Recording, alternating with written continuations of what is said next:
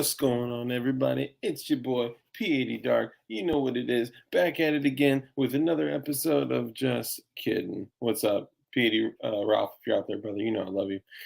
So what's going on, everybody? It's your boy Dark with DLD After Dark.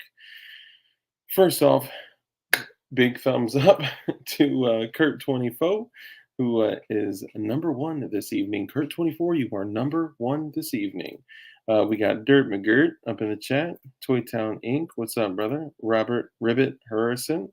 I want to ride. I want to ride. P38. Wilberto Concerto. Opie. What up, Opie? Unfortunately, it sounds like Opie was under the weather. So I'm sorry to hear that. Hope you get better. Maybe some chicken noodle soup.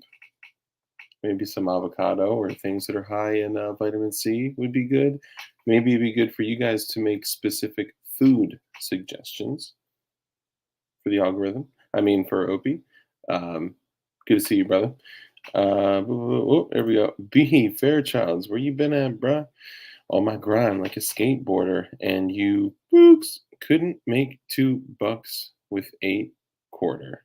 Wow, there you go. Dropping them flows. Bars. Dang, looks like y'all were talking like a mug. Sabar, what's up, brother? What up? What up? Sport Brain was cracking. He had the barbecued long pork chicken and grilled red skin potatoes with haricot verts. Haricot verts. Sabar shaded glizzy. I'm assuming he means hot dog. I hope he means hot dog. Flying Rich, what's up, brother? Good to see you. Good to see you. We got Gerchop. ¿Cómo está, Gerchop? Gracias por tu tiempo, mi amigo. And we have DLT After Dark has entered the chat, and it's a Luigi. What's up? What's up? All right. And Detective Jan Kimbo. Jan Kimbo. Who else we got up in here? Safe Line Live. Ukraine is a red herring.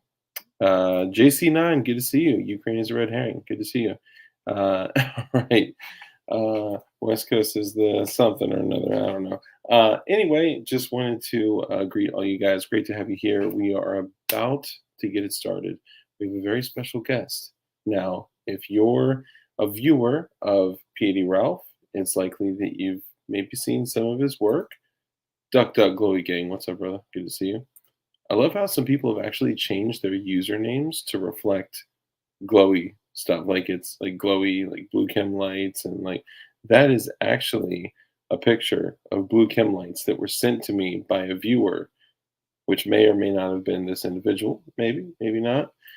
EDXR920 says breakfast burrito. Herrera.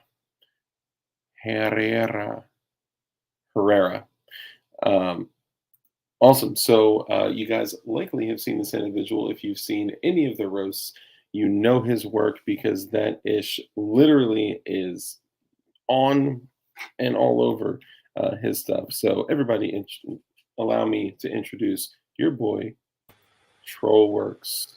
What's going on, guys? What's up, man? Welcome. How you doing? Good, buddy. How about you? Pretty good. Good. I appreciate you being willing to come on and, chill, talk freedom and liberty. Sure and thing, man. All things printed and yeah. Metal, and not only printed, it looks like you do like metal work and stuff too, right? So I'm just starting to get into that. I bought a pair of GG3s, Ghost Gunner 3s. And I really haven't even played with them much. So it's kind of a funny story. I bought 2 Ghost Gunners back like a year ago, more than a year ago, and they were going to take forever to come in. And I wasn't even 3D printing yet, but I knew I wanted to, make guns. Yeah. And I was going to start with metal, but it took so long. I'm like, you know what? I'm just going to get one of these 3D printers and give that a try. So I've been 3D printing for just about a year. And it's funny because I got the 3D printers to kind of tide me over till I got the Ghost Gunners, but yeah, I've got all these projects that I still want to finish with my 3D printer, and yeah, for sure. My Ghost Gunner is like sitting here on the desk, barely getting used so far. So, dude, more to tell where that came from. You spent $5,000 on 2 Ghost Gunners, and then you ended up spending maybe what printer did you get? I got a Dremel 3D 45, so it's like a $2,000 printer. Okay, never mind. Yeah. I was gonna say you picked up some $200 Ender, but no, no, that's so it's actually by Dremel. Yeah, it's made by Dremel. They're not going to support it much longer. I think they've already quit. They're transferring it over to somebody else. But No you know, shit. when I was getting into it, I was like, hey man, I don't know if I heard of Creality before. I never heard of all these other companies. Prusa, what's that? Yeah, but I Definitely knew heard of Dremel because Dremel. I'd had a Dremel tool for like the last 20 years, man. So Hell yeah. yeah, Everybody's saying what's up. what's going on, Kurt? Dang, Hey look at that. everybody. Come out in PLA says you got Mr. Works. What's Standing going on? ovation. Come out and play. Sabar, Farmer Sabar, yeah. James. Yeah, these are all your people. Farmer Double X. James. What's up, brother? Yeah, Farmer James. He's good people's man. Yeah. Sabar, we got come on PLA. Who else? Flying Rich, GG3. Send one here. Yeah, Tame the because Bang. I see Tame the Bang on here. yep, Yeah. Tame the Bang. What's up, brother? I was actually Carpenter. just I was chatting with him on IG earlier, so good to catch up. Sabar, what's up, guys? Mike McClune, what's up, brother? Good to see you, man. Nice, man. So I can always count on if I see one of your builds in, Ralph's like roast. I always know, similar to me, like I'll throw in like my logo, like the little ATF guy, like poking over and stuff. Like Yeah. when people see a picture, even when I don't like watermark it, people know it's mine because like the format. But your shit is like branded like Trollworks. Like, so are you Yeah. using the GG3s to do that, or how are you doing? No. So I got the slide work and the suppressor done by one of my friends here near Fort Hood. He's also a vet, and he got into like the laser engraving side of gunsmithing and stuff. So Nice. just took my shit over to him, and he hooked me up. So I don't know. I might do more stuff with him in the future. He's laser engravers are nice, man. Yeah, man. That's I've been seriously tempted seeing like how much you can do with a laser. It's crazy, man. And depending on the laser, like you can air out slides with that shit. Like you can literally, Hmm. mill Yep. slides. You can, do window cuts. Like this thing is beautiful. Was that grip done with laser? No. So that's one of the Black Lotus Coalition frames. So he did Oh, the okay. stippling on that with skulls. It's called on DefCat. It's called ossuary, and I think on Odyssey he calls it Skull Graveyard or something like that. But So that prints like that? it prints. Yeah, I mean it prints with skulls, right? So if you look at some of my other posts, you'll see like the raw prints, and then like one of my posts shows like how I go through it all. Yes, keep scrolling down. Keep scrolling Okay, down. keep going. Yeah, Yeah. like I see So, you painted it and all that. yeah. But Nice. that's the exact same frame right there. You see that? I did that with like a Yeah, Ukraine color scheme. it's clean, man. I Yeah. mean, I'm surprised. Like that's clean. I wouldn't expect something that detailed to be so clean, but it looks good, man. Yeah. Thanks, man.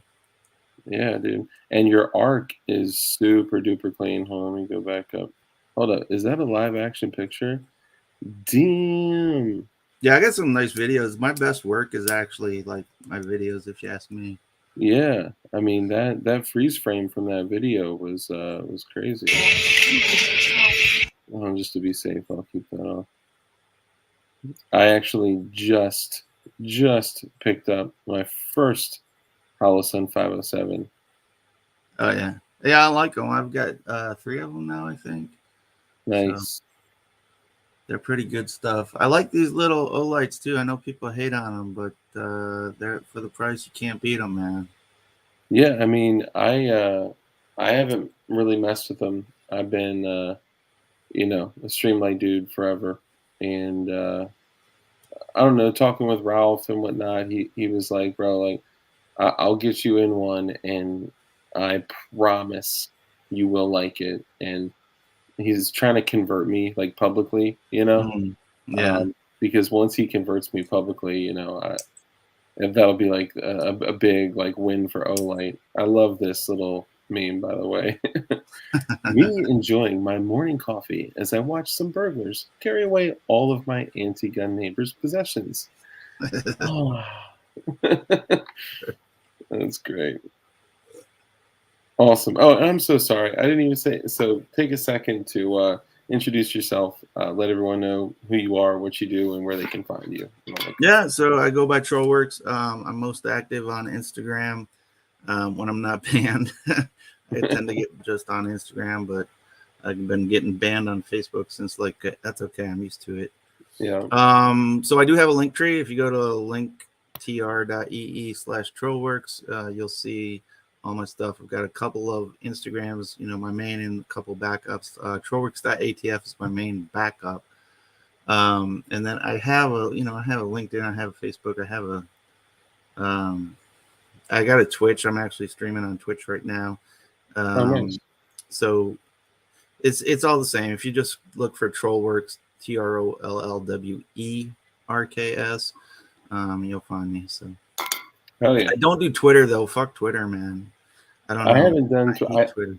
I'm with you. I literally, for the first time, almost set up an account today. And then I was like, you know what, man? Oh, wow. ADRX920 just became a channel member. Let me go back here real quick. Channel member. Thank you, my friend. I appreciate you. ADXR920. Welcome. Thank you.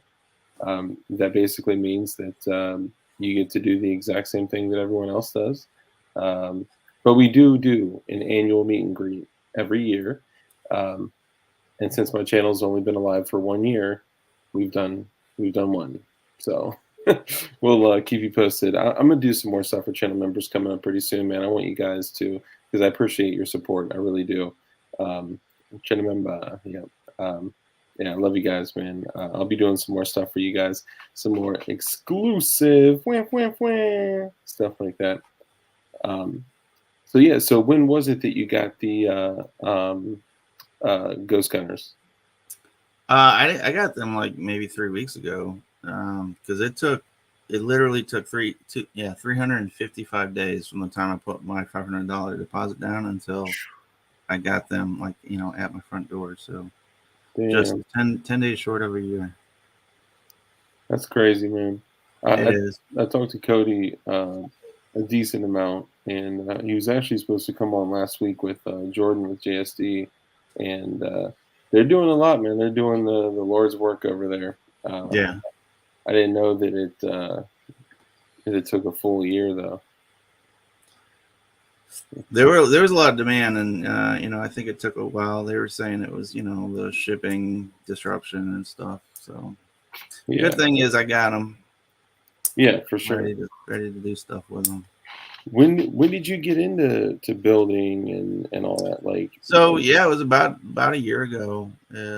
So last April I ordered the Ghost Gunners, and I think it was, I've always had guns, right? But about a year ago I decided I was done buying guns and I wanted to start just making my own, stuff that's not on anybody's list. Mm-hmm. And so I saw the Ghost Gunner thing. I was like, hey, that's exactly what I want to do. Oh, yeah. And so, I knew there was 3D printing and stuff, but of course, what does everybody see? Everybody sees like Cody Wilson's first Liberator, right? Mm-hmm. And I'm like, yeah, it's not really ready for prime time yet. I'm not, you know what I mean? So I knew it was out there and I knew it was getting better and better, but it wasn't really until I think I ordered the Ghost Gunners that I started taking a look at the 3D printing again. Yeah. And I was like, you know what? This shit is getting a whole lot better. So yeah, I decided to jump into it and start printing while I'm waiting for my Ghost Gunners. And I'm glad I did, man. I mean, there's shit you can do with a 3D printer you just can't do with like metal builds, Oh yeah, it's crazy, man. It's nuts. So you've only been printing and building for a year? Yeah, about a year, yeah. Damn. I mean, looking at your work, I would assume you've been doing it for years. Thanks, man. Thanks. Yeah. I mean, it's great work. You put a lot of time and attention to detail, and your pictures too are awesome. Thanks, so you gotta respect that. What's up, Band Talk? What's up, all you guys? Thank you all for coming in. So, what's some of the coolest prints you've done over the last year? So I'm working on an arc. It's like 95%, 99% done. Let's say it's 99% done. And I had to reprint the receiver. So I had the arc letters in here in green, which Okay. I think this is like a fuck. I don't know if you see this. Because it looks like a total toy, we're Yeah. probably okay. Yeah. The Right. yeah, Right. I'll So pull up. Hold on, because you had a. By the way, I love on your Instagram when it says your city, and it's like fuck your feeling and you. all All right. it Yeah. is. Hold on. So here's I think this one's picture. Yeah. Yeah. Yeah. Oh, the site mark is awesome. You got to throw the. I mean, site marks are pretty good shit though, man. Like they work. Yeah. They're all right. You know, pretty good shit. I did have that on like my SKS. You know. Yeah, it'll hold 0. It'll Yeah. stay true. Um, so I see the first comment here is how's she run? So what's she looking like? How's she running? Yeah, so I'm gonna have to take it back to the range this weekend because when I got it to the range and I started putting live ammo in it, I realized it wasn't seating exactly the same every time. So I don't want an out of battery discharge. So Yeah, I yeah. decided to take it home and work on it a little bit, try and fix that, and then I'll take it back to the range this weekend and let you guys know. Hopefully, I'll have a nice video to show you guys. Dude, that'd be awesome, man. I would love to see it. Like being we've had Zip on here and he's just like an incredible developer and engineer and um seeing oh, who's that in the background? It's my little dog Casper. The one you see. Yeah, You might have seen him in one or two of my little videos. I don't think I have. It is There's a cute video on the Trollworks.atf, the Staying Alive video. Where oh really? yeah, that's another troll against the ATF. So Okay, hold on. Let's see. I gotta see this now. You said yeah, the trollworks.atf. Trollworks.atf. All right, calm down. They So did he is completely addicted to my lasers, man. I use that laser, and point it um around, and he's running around all over the place.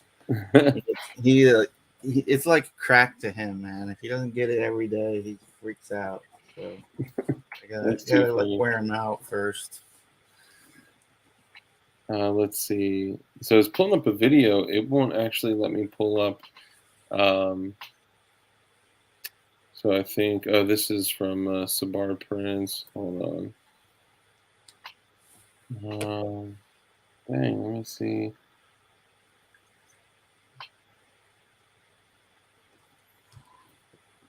Hold on. So Troll Works with an E. .atf what.com.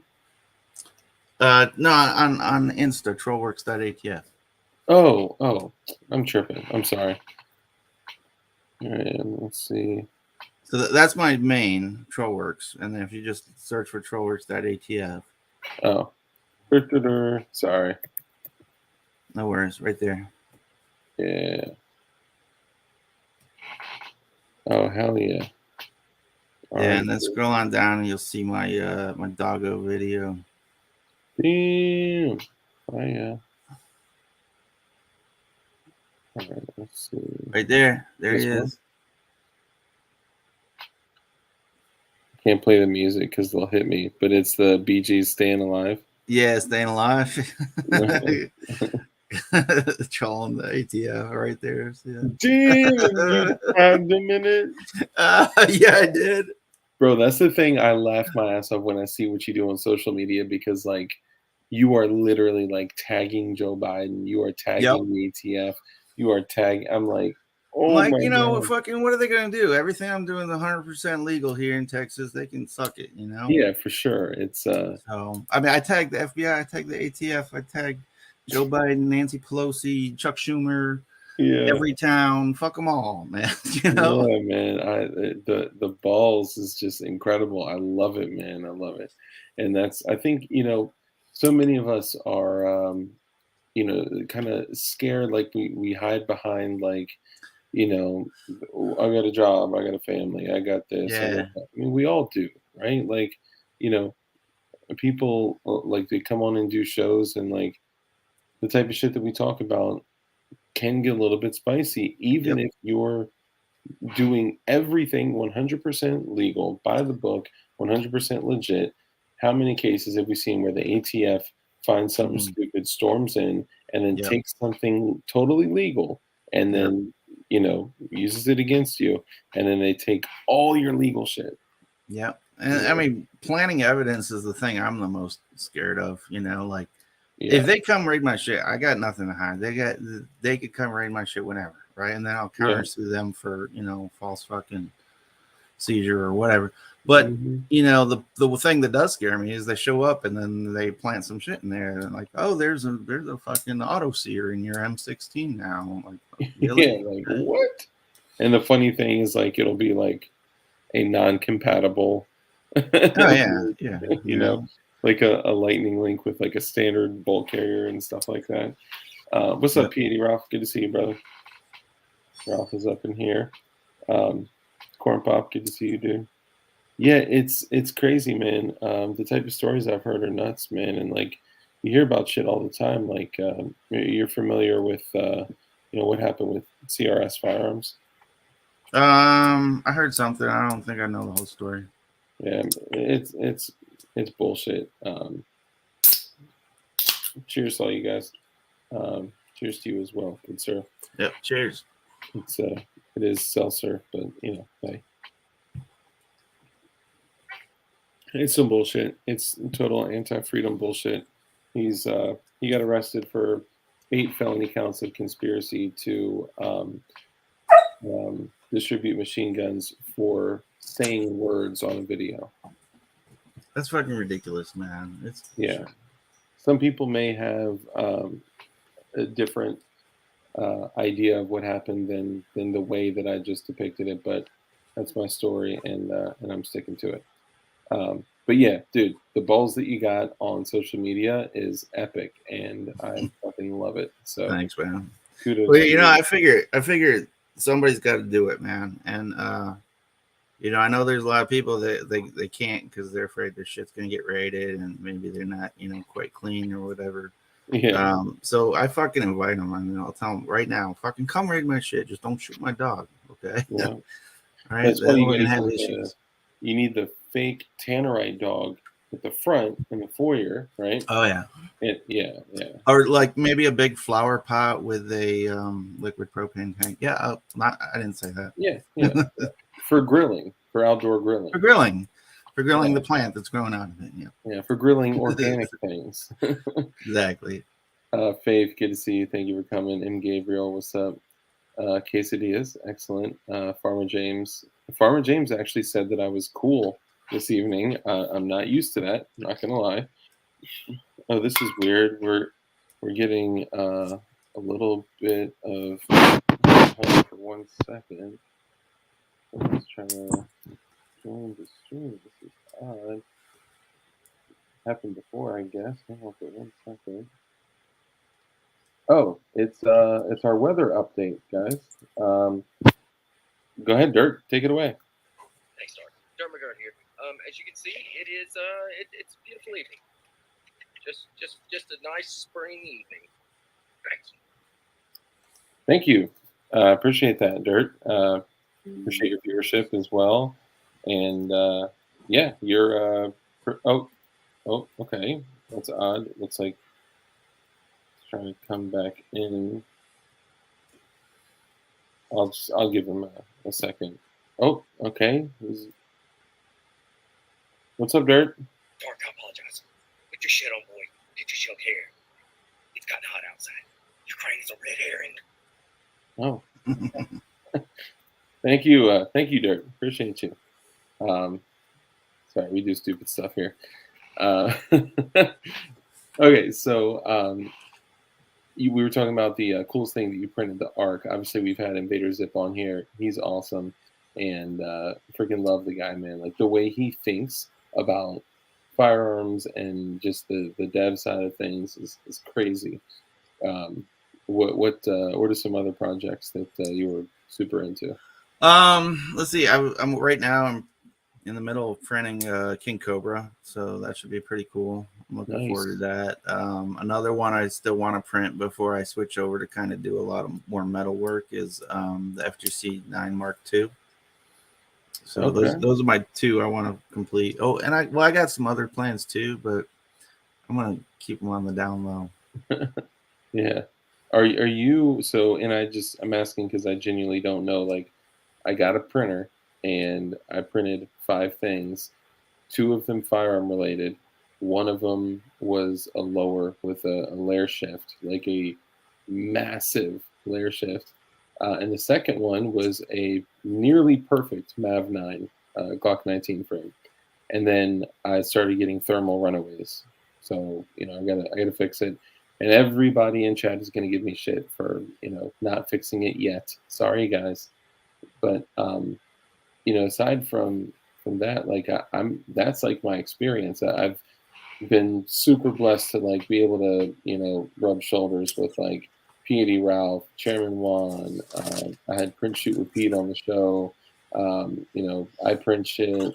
Fucking 3D Arms came on the show and talked about his 12 gauge and the 50 BMG lower. Like all these like incredible people, and I know I missed some, but all these incredible people, and I'm like, man, like I just got a printer, but so my knowledge is limited on things like this. But are you into the development side at all, or? A little bit. So, one of the reasons I decided to get a 3D printer is because some of the things I wanted didn't exist, right? Like nobody was making them. No, it just didn't exist. So one of them is actually right here under my face. That was the first thing that I actually did with like Tinkercad, and it's the Maxim Shroud. Oh, the shroud for the Maxim 9.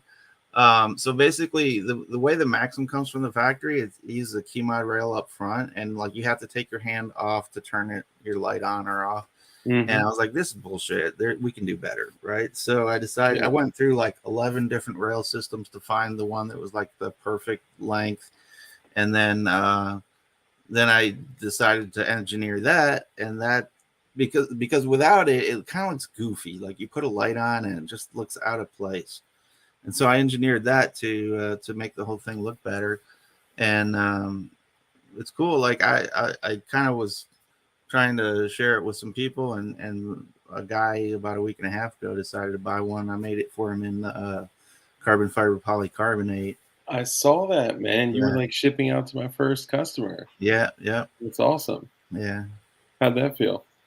Pretty good, man. I mean, there's not a whole lot of people that own that gun that are interested in 3D printing. So if you do have a Maxim, the files are up on Odyssey and DefCAD. And if you just want to kind of take it and tweak it and make it like for a cover for other firearms, you could probably do that too if you wanted to. Nice. That'd be dope. I mean, it looks great. Let me oh, come on. There we go. Let me pull it back up here. I had a picture there. It's right there, yeah. Yep, that's it. The Shroud of Darkness for the Silencer Co. Maxim 9, printed in carbon fiber. Oh, and yeah, disappearing polarized digital tiger stripes. How the fuck did you pull that off? Trade secret. AKA layer lines? No, I'm kidding. Dude, that's sick. That's sick. Thanks, man. And was that a 507 on top of that as well? Yeah. Yep. Nice. Yeah, 507 CX2. Nice. Yeah, and here it is. I'm about oh, that's right. I'm about to lift this whole liquor counter up because I'm raising the bar. Each item ships with a certificate of authenticity, lifetime warranty, and a hand-signed thank you letter. Yeah. That's dope. That's dope. That's some Gucci shit, man. Thanks, man. So, what's next? What kind of things you want to work on next? Well, there's a couple things. I mean, you got the production side, which obviously I want to get into the more of the metal printing. I mean, not metal printing, but metal, machining, and actually put those ghost gunners to work. Oh yeah. But there's, I did file for an FFL, a federal firearms license. So that's right. I want to be able, all of us that are doing this, we get like messages, hey man, that's dope. How much you want for that? Blah, blah, blah. And I don't necessarily want to sell it to everybody, but like some of my friends, from back in high school, they're never going to get a 3D printer, but they kind of want one like a gun like that. And, to do it right, you got to be able to, get their serial number, get their info, a background check, serial number, all that shit. Yeah. So, a lot of people are like, if you're going to run a business, do what you love. And I figured, why not make my hobby a business? So, decided, put the paperwork in FFL and complete with a mushroom stamp and everything. Mushroom stamp. I mean, knowing you, like, did you actually put a mushroom stamp on it? Well, there is one on my feed right there. All right, let me see. Or I might have deleted it. I think I deleted it after I submitted mine. After I actually mailed it off. Yeah, I was gonna say I believe it. By the way, I love we got to hit on some of these pictures tonight because this is like hilarious. What's the best way to ask this? Describe to me your thoughts on Jesus and the correlation with where we are in the world today. Yeah, excellent question. Well, so bottom line, I was raised a Methodist, right? Okay. So you go through the whole upbringing, Christian upbringing. Jesus was a little bit of a rebel, right? Even the church people hated him. Flipping tables and shit. What's that? Flipping tables and shit. Yeah, I mean, and so he was a little bit of a rebel, and the government came after him, and they came after him because he was, speaking what he believed is the truth, and it countered the government's narrative, so to speak. So, what they do, they hunted him down and they nailed him to a cross over it, man. Yeah. And it happened to be Easter Sunday, and I decided, you know what, I'm gonna go spread spread the word, right? Yeah. So I've made a couple of memes there, and I think I got a pretty positive response from it. Yeah, I mean, here, let me go back. There was one that I found interesting because I never thought of it that way, right? Like, a man, who we know now is Jesus, right? But a man was speaking what he believed to be truth, and he was impacting people's lives in a positive manner, and he was hunted down by his government. He was beat. He was, brought to really ultimately to a point where he was dying of thirst. And then they fooled him by saying, "Oh, you're thirsty. You want water," and they gave him a glass of. Do you remember? Oh. They gave him a glass of vinegar. Yeah. Like the torture is just remarkable. Stabbed him in the ribs. The water came out. It's terrible, right? And nailed to a cross and left for dead. Yeah. So the times haven't changed that much, to be honest. Not at all. It's a little less overt, but I think the reason that they're less overt is because everyone has swords. Mm-hmm. Everyone's got armor, spears, and swords. And exactly. Everyone's down to, I think everyone's going about their slavery. I mean, their daily lives and jobs by, just kind of continuing what they know how to do, which is to take care of themselves and their family. And I think they're just waiting for that one day that things just kind of spill over and it just, hits 211 degrees and just boom, like we're there. And then I don't know. I think that we'll see what happens. But so your post here says, even if you're not religious, Jesus was killed by his government for speaking freely and challenging their narrative. And then, of course, he's holding your two guns, which, Yeah. yeah. Yeah, well, I think we kind of live in a little bit of a dangerous time right now because of all the censorship, that's going on. Agreed. There's obviously some information warfare going on, psychological warfare. And, anytime that you're trying to control the narrative, which is definitely happening, there's, I hate to use Alex Jones as an example, but he always used to say, there's a war for your mind, right? They're fighting a war for your mind. And that's true. They're trying to get you, sway you one way or the other, and it's the government, it's, rich and powerful people, the elite, so to speak. But I mean, everybody is trying to convert you some way or another, whether it's, the Moonies showing up at your door, or the Mormons, or it's the, mainstream media. They've all got some kind of agenda, and they're all trying to change your opinion and bring you over to their side. Yep. And one of the things that kills me is, like, in censorship nowadays on big tech, they've got this fact checking stuff, right? Fact checking, and that's the worst name for it, because it's not fact checking. It's about steering the narrative. Opinion. And if it was really fact checking, they'd be on, like, the flat Earth theory stuff, saying actually the Earth's been around and it's been proven for thousands of years. But they don't fact check that, right?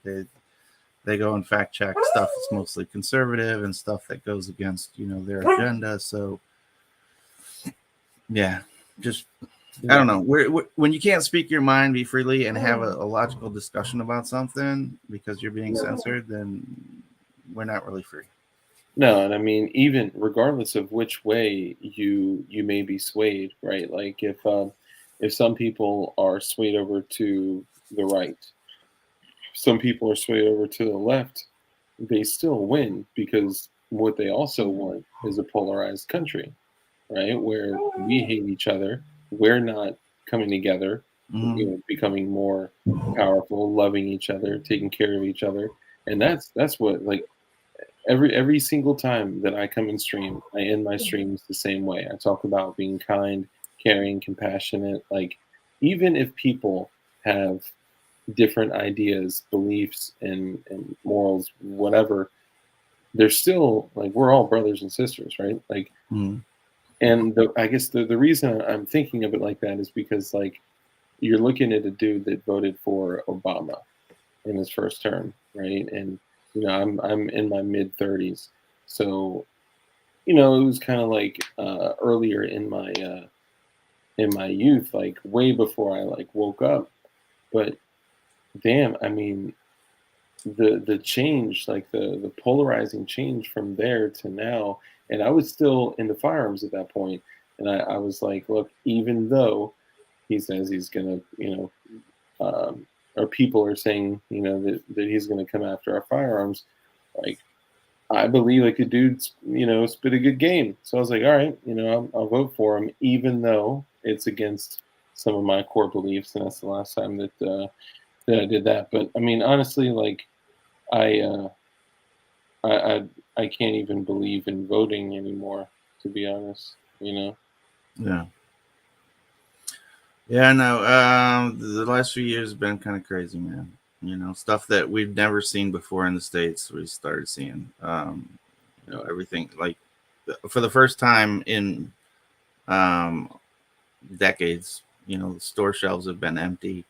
My dad came over from a communist country in 1956. He left Hungary, and he'll tell you stories about how, when he had to stand in line for a loaf of bread like an hour every day, and once a week his family got a half kilogram, which is like a pound of meat, and he had to wait in line for like 8 hours for that.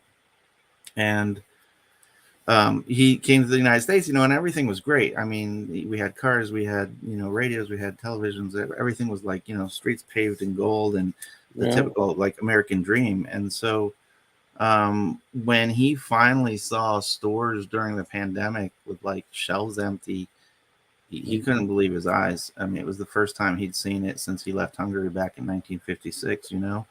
Damn. And he always kind of was saying, like, you guys have it so good, you have no idea how good you have it.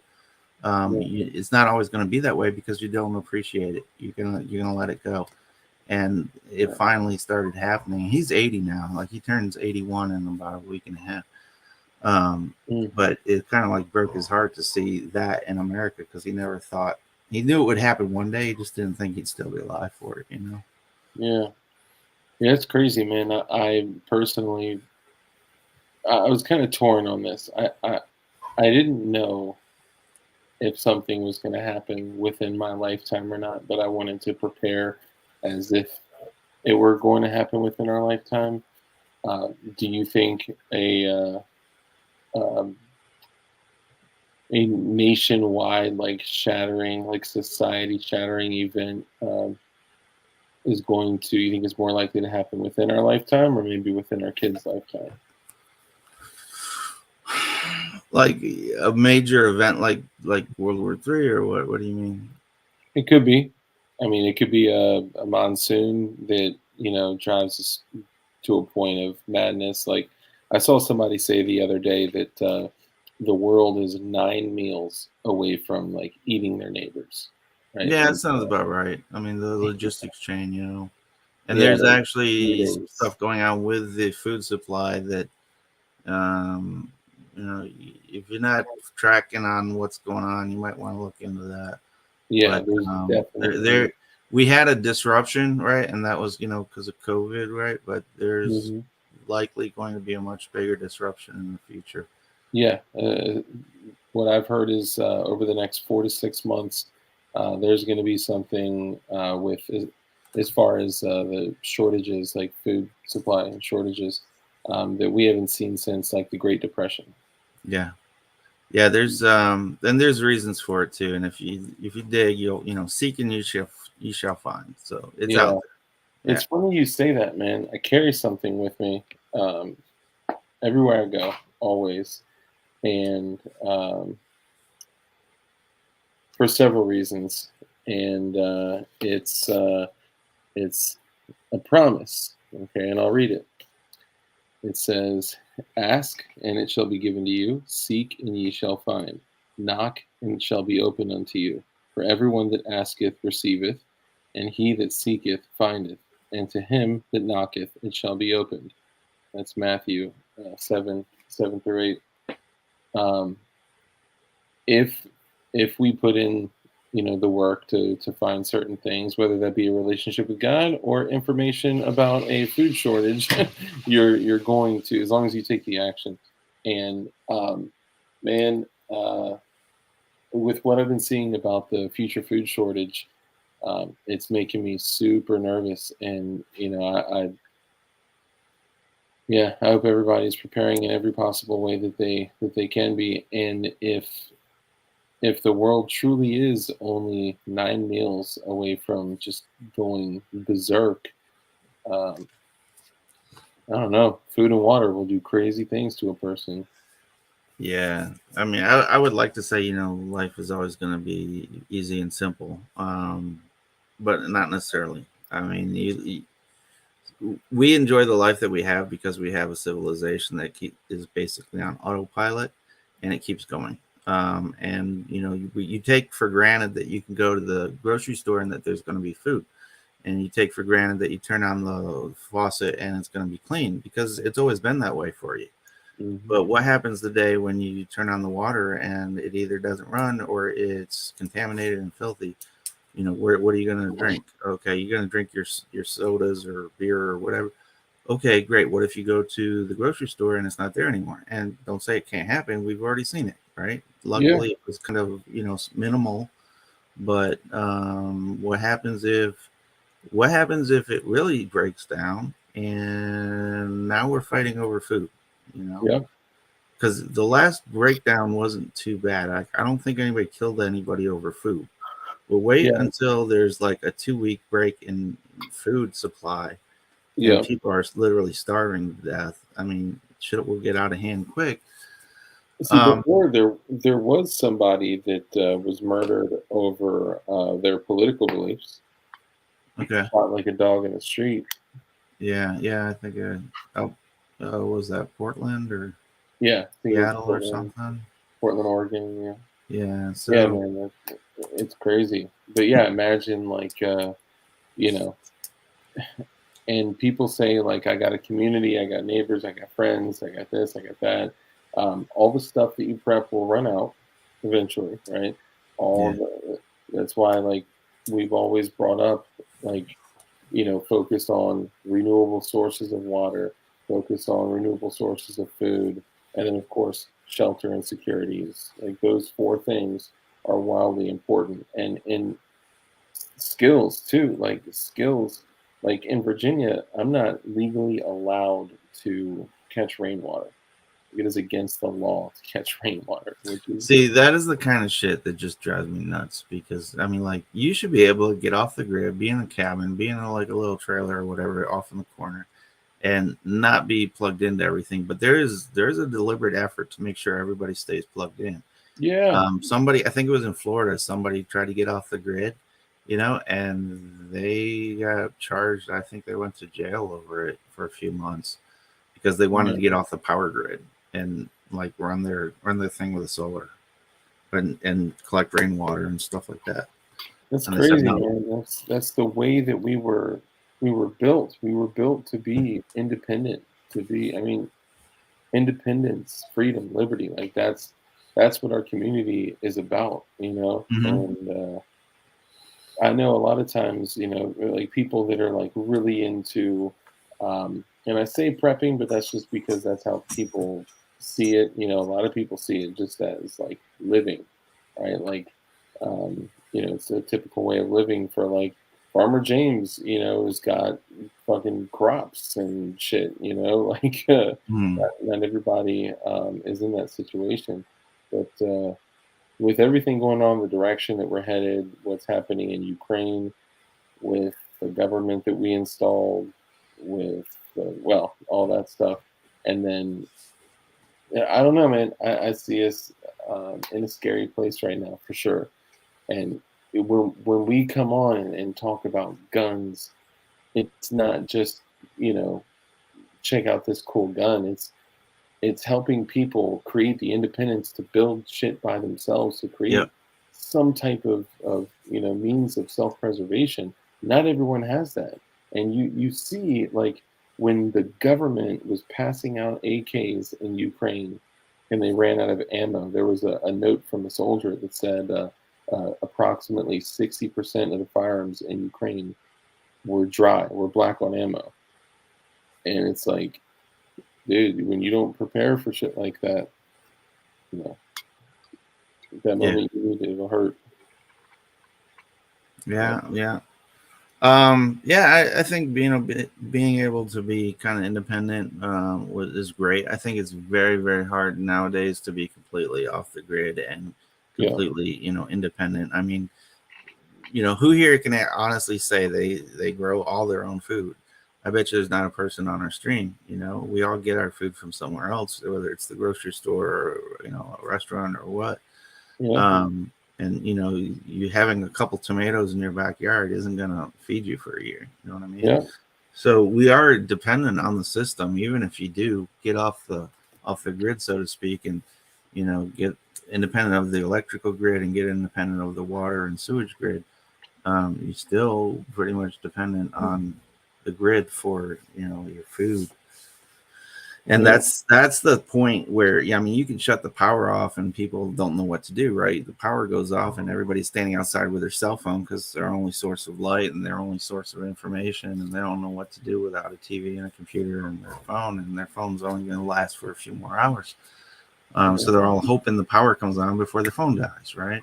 But you dig into the food supply, and now you've got everybody by the balls, and there's people that know that. I mean, was it Marx or Lenin? One of them was like, "Hey, control the food supply, and you control the people." Right. So you could say there's a deliberate effort to control the food supply. I don't want to go too far down that path, but it's out there. Yeah, I agree, 100%. And you look at who controls our water, look at who controls our food, look at who truly owns our shelters, and who gives us permission to own our securities. We are 100% controlled, you know, Yeah. and you try to disengage as much as possible. And I was lucky enough to, I lived much closer to Washington, D.C., which I was in a much more highly densely populated area. And a while back, just under 2 years ago, I moved, got out of that area, got into a much smaller, quieter suburban area where I'm next to the woods. I got a little bit more, well, more, but I actually have like places that I can plant. I got strawberries, I got lettuce, I got cucumbers, I got pepper. I got some stuff, but it still no. There's no way that it's gonna feed us, right? It would just be Right. supplemental stuff. And currently, I think it was last year they did what do you call it? Where they ask people shit, a poll, and gardening is the number one most popular. Uh, Jesus Christ, I'm drawing a blank on hobby. Geez, sorry. So gardening was the number one most popular hobby nationwide. Okay, and guess what percentage of food we put on our own tables from our own property in the United States? Like 1%. Literally just under 1%. Yeah. Like, how crazy is that, man? And I get it. Like, it's anybody else hopping in the stream that doesn't know us at the channel and the story and all the other streams we've done and all that. They're probably hopping in like, man, get with the times, boomer. Like, you know what you're talking about. Live off the land, blah blah. And those are the people that are going to be eating their neighbor's calf muscle, because they. Sorry, I shouldn't laugh about that. Because they're like, think of a city like New York. Man, oh yeah. Man, I've said it on a couple of like prepper sites before. I said, hey, you know what? If you got lots of ammo and you got lots of neighbors, you got lots of food, man. Sooner or later, they're gonna try to break in your house and take what you got. Yeah, I mean, at least you got all their gear. If you really want to go hard and get the long pork thing going on, but man, it's crazy, man. It's almost like there's so much like just bad shit going on and just complete and utter control of the general public. It's kind of heartbreaking. And this is why the signal is so important. People overlook this shit. It's not just about, go to JSD Supplies so you can use my affiliate link and buy fucking slides and 80s, or it's so much more than that. It's Yeah, absolutely. I mean, it's about bringing people together and realizing that you don't have to follow the system per se, right? Yeah. That's critically important because we can rely on each other. We don't need to rely on the government. We don't need to rely on the grid or the system. We can all come together as a community. We've proven that. We can kind of buck the system a little bit. We've proven that. And if the stuff ever really does hit the fan, those of us that are kind of used to operating in gray area, we're going to probably be a little bit better off than everybody that's jumping on the train cars to the relocation camps. Yeah, for sure. Yeah, what do you and we can either stop here and go into normal talk, or we can develop this question more. Do you remember seeing all that stuff about like the FEMA camps and all those like plastic Yeah, absolutely. All that. What do you think those plastic coffin looking things are for? They're exactly what they're supposed to be, which is their coffins. They are plastic coffins. They're for So they belong to FEMA, okay, and FEMA is what, the Federal Emergency Management Agency. And so they had to prepare for a mass casualty scenario, right? And they ordered, I don't know how many, but like millions of those plastic coffins, and that's exactly what they are. And the idea was that, if we had some mass event like a disease that was going to have a high mortality rate, that we would probably relocate some people to those camps, and that we would use those coffins to bury people. But that's exactly what they are. There's no other way to put it. I mean, they're not coffee tables, Yeah, that's just so crazy to me, man. I mean, it's almost hard to fathom looking at the sheer number of them. But I mean, even during COVID, like you saw all the like the mass grave island, and that's real. Like that shit exists. I don't know. It's just crazy to me. And I never heard a person come out that uh, I think we've already been hit on YouTube, which is funny. Hold on, sorry, I'm posting something, guys. I'm posting it in chat right now for those that were asking. It's a new code. Oh yeah, and I see other people in chat. Thank you, thanks, Dirt. Appreciate you. Thank you to my mods. You guys are awesome. But I never saw a person come out and be like, "Oh, like I was on this team. I was an engineer. I helped design this. These are all coffins, and all those tanks they were shipped to this place." And that I would have loved to have gotten more information, like more. And there's probably some stuff out there. I just am not aware of it. Yeah, I mean there is, and it's one of those things. The more research you do, the more you're gonna find out. Is there a lot of disinformation out there too? There absolutely is. Hell yeah.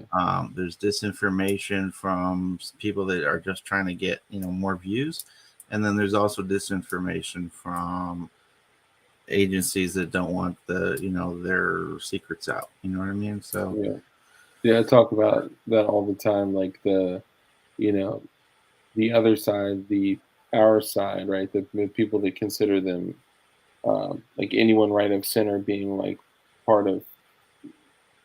And I hate to do the whole right and left thing, but I mean it's acknowledging the world as that we're really living in. There's so many people that are fear mongering off of everything that's going on, and then they're jumping in and being like, all right, guys, China's doing this, Ukraine's doing this, Russia's doing this, and here's all this information, and you guys need to make sure you have this, this, and this. And by the way, all of them are available in my affiliate link, and use this code, and go to this website. And it's like, man, like, you're telling me that like I saw a video today that says nuclear war is impending. It is going to happen. China is making this move. Russia is making this move. The United States is making this move. And you guys, need to make sure that you have all these things and take these steps. I'm like, how can you do that and feel good? And unless they're like an oracle, and I'm just totally wrong. And I don't know. I can't tell the future, but it just seems like a lot of people are using this as an advantage to fall back into the same circle of the consumerism that keeps us in this fucking place of non-independence. Yeah, I don't know. When I was younger, like I'm kind of old, right? But when I was younger, there was the Cold War still, and the biggest threat to America was the Soviet Union, right? Or at least we're told.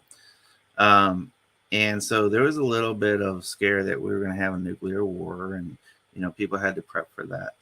And to be honest, I wasn't even a teenager yet. I was like already a prepper. I started researching nuclear weapons, nuclear warfare, how to survive it, shit like that. They started being shows on TV, books like After the Bomb, Week One, some other movies about nuclear wars and stuff. And I was kind of like prepping, right? And it wasn't really until I was probably 18 or 19 that I kind of set that aside and was like, life's going to continue on. And of course, it kind of corresponded with the downfall of the Soviet Union. And like they weren't really that big of a threat anymore. They were kind of becoming democratic and everything was going to be happy. We could put our nukes away. And so like the whole prepping thing was like, okay, I'm going to be ready. I know what to do, but I'm not going to like, turn it into a lifestyle of being scared all the time. And, I think that was the biggest thing. Like, I don't want to be scared. I want to live my life the way I want to live my life. And I want to also know what to do if I need to, but I'm not going to like make my life revolve around a fear that may or may not materialize. Right. Yeah. It's like the difference between being prepared and paranoid. Right. Exactly.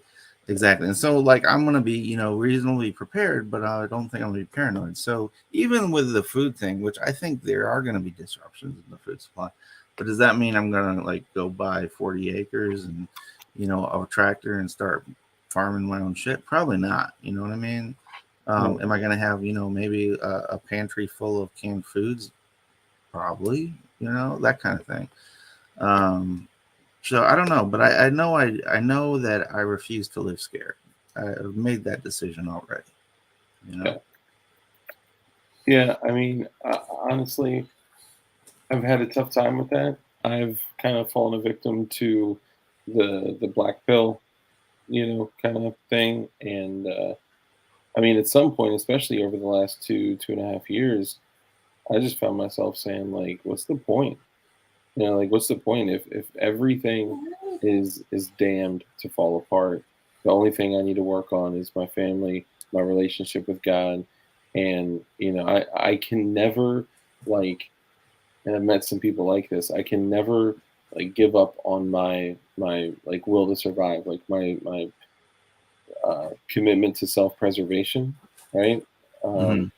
I've met some people that I've actually had conversations with in a different type of setting, like a more professional setting, that have said like, no, I am completely anti-gun, completely anti-violence, and if somebody literally walked in my house and put a gun to my children's heads, I would say, well, if this is God's will, and I'm like, what? So I believe, okay. When I was over in Iraq, right, I was talking to a lot of people, and a lot of them are Islam, and they have a saying over there, inshallah, right, which basically means if God wills it. Yeah. But one of the things that I noticed that was like fundamental difference between some of the people over there and some of the people back in the States, right, is that, and we'll say Christians in the States, they believe like if God wills it, God will make it happen. Done. Right? Like I don't have to do anything because God will make it happen. He's all powerful, right? But I think in the Christian religion, there's more of a belief of the Lord helps those who help themselves, right? And I think that's absolutely the truth, right? Like if you want something done, don't just wait for God to do it. Get off your ass and fucking do it, and you might get some help along the way, Yeah. Yeah. Yeah. It's the faith and action conversation. It's got to be a balance of faith and action. If you sit back and say like, that God will create all and that you don't have to take action, and there's a lot of readings that correlate with that. So, man, deep topics to to hit on. Like how do we get over there? Yeah, I know, man. Right? It's like crazy. It's but you know what though, man? It's almost like, how do we not talk about it? With everything going on, like 10 years ago, if someone came to us and they were like, hey, guess what? All of you guys are going to be censored. Your government is going to hate you. Half of the United States will hate you. They can openly talk about it. You can't. Yeah. We're already there, though.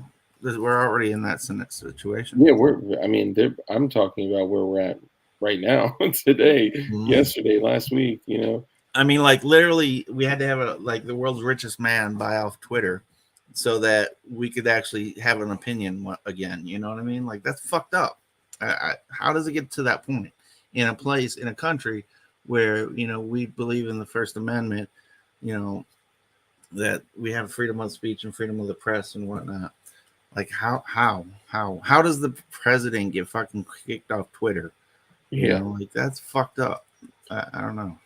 I don't know. I'm having a tough time believing that it's all in true, like pure good intention, and it's not some type of like controlled opposition, because Jack Dorsey and Elon Musk are like friends, and I don't know what the benefit would be, but I'm a little skeptical about it. I don't know why. I don't have any evidence or any information, but I am a little skeptical about it, and it's just kind of making me think. I haven't done any digging into it, but I definitely do feel like there's something there that just we don't know about yet. Yeah. President with Alzheimer's would have been a joke 10 years ago. All this shit would have been a joke if we would say that, hey, the ATF is going to be supercharged. They're going to double in size. They're going to, quadruple their financial resources, and they're going to start writing law by determination letters and examination letters, and completely circumvent Congress and legislation. You'd be like, what? You're drunk. Get out of here. And look where we are. We're there. Yeah. Sorry. I don't mean to get all negative Nancy, y'all. I'm sorry. That's all good. But I mean, we got to talk about some of this stuff. So it's good to have the conversation. And honestly, if a healthy dose of reflection of where we are helps somebody take some things a little bit more seriously than than they would have not having this conversation, then I can feel good about that.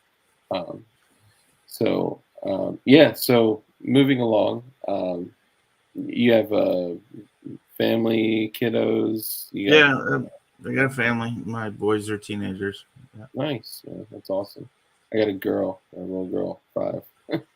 Yeah, 5, right?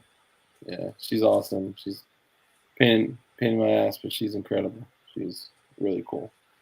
Kids grow up fast, man. Take advantage of the time you've got with them while they're young. The time you spend with them, I mean, it's gonna affect them the rest of their lives. Yeah. That's. I think one of the biggest issues we have in this country and worldwide really is that we don't do parenting right. Yeah. So doing parenting right, I mean, that's huge. Take the time to do it the best you can, man. Yeah, I appreciate that, man. That's true shit. Most kids are raised off of YouTube, or sat in front of a PlayStation or something, and yeah. I'm the dad that's like, let's go outside as much as possible. I bring my daughter in on like planting the strawberries, and we planted cuttings from another raspberry bush. And what's up, Bacon? Good to see you, brother. Jeff Cron, all you guys. We took cuttings from a raspberry bush, and we cut them, and we planted like 9 or 10 of them, and like almost all of them died, but 2 survived. And I was like, yes. Then they started growing. Then they actually started growing some berries, and then all of them dropped and fell when the season was closing. And then this dude hit the area with a ride-on lawnmower and took out all my strawberries. So I was stupid, and I planted it in a communal area on the wood line, and I was like, this is going to be good because it's not just for me, it's for the community, be able to help people. And some dude is on a 0 turn is like, I'm like, no. But the strawberries that are actually on my property came back this year way thicker, way stronger. The vines are like 3 times the size, and I know that I can already see the flowers coming on it. The strawberries, when they bloom, there's like this beautiful like yellow flower that comes, and then the yellow kind of falls off, and then you see that little like weird thing that we rip off of the top of the strawberry. You can Yeah. see that thing upside down, which is cool as shit. Um, yeah, so that I try to keep her involved in things like that, and we go out and I got, like I said, lettuce and things like that. And so I try to keep her involved, and we've canceled Amazon, we canceled Disney Plus, fucking cable. What else? Oh, the ABC Mouse thing that I found out was literally just like a Disney trap. Like, it's crazy. Um, HBO Max, like everything, like all that stuff we canceled just because it was just too much. But I still stream like YouTube TV and stuff like you know, whatever. But I can only be involved as much as I can be, and I'm realizing that like I'm paying thousands of dollars to not spend time with my family. Yeah. I'm literally paying thousands of dollars, like $21,000 last year, over 21 grand last year. I paid just to not have my daughter at home every day. Oh wow. That's nuts. Yeah, that is kind of crazy. Yeah, That adds up fast, man. I'm like, damn, that's almost 2,000 a month, right? yeah. It's like, yeah, basically, Yeah. and realizing it's like, oh well, this is the world that we live in, and I do that. I pay for her to be able to go to school, daycare, whatever, Yeah. for me to be able to work, to provide for my family, and also to provide resources to be able to like fight back against the machine kind of thing. Right. Um, but I still can't feel like great about it by, you know, I don't know. I'm still torn about it, but I know we still live in a world where things cost money, and you got to be able to provide for your family. If I could right now say I'm taking everything out, live like a farmer, put ass loads of work in all day every day, and just you know live that way, I would right now. It's you know um, I'm not prepared to take that step, like you said. Yeah. I got you. So, Well, but anyway, I mean, you should be taking some steps to make sure that your family's taken care of, and if you did daycare for your daughter, that's good because it helps them socialize at a young age. So, yeah, um, and they're doing an excellent job, like teaching her. Like, obviously, I help a lot. Me and my wife do a lot with like teaching her. Every mhm, from reading, writing. She can write, spell out her whole name. She can write dozens and dozens and dozens of words. She can speak a little bit of Spanish too, and that's like cool. that's it kind of makes you feel good when you're like looking like, oh my god, it's my little mini me, and Yeah. you know. So You got any plans for more?